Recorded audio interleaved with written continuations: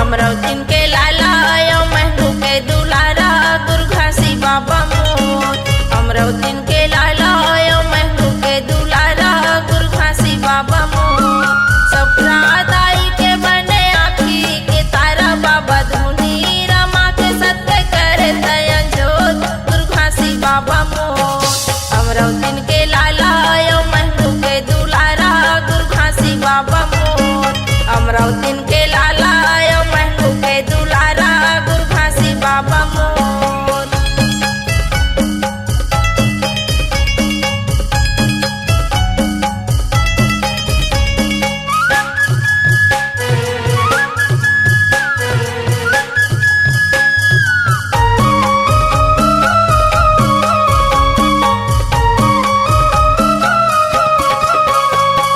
गलियारी बैला लांगर रे गाये गुरघासी बाबा मोर।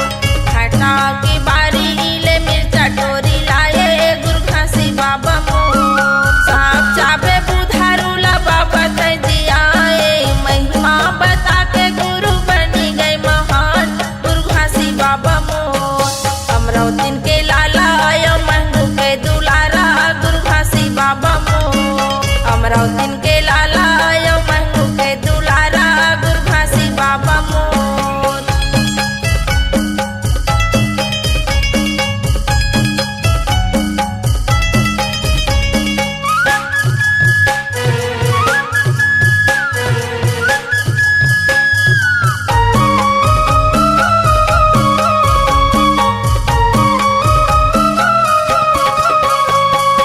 औरत औरत तेरी ते पाए सत्य ज्ञान गुरघासी बाबा मोर।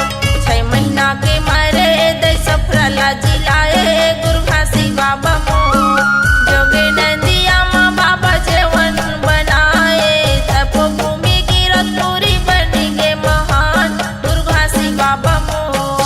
अमरावतीन के लाला आयो महबूब के दुलारा गुरघासी बाबा मोर। अमरावतीन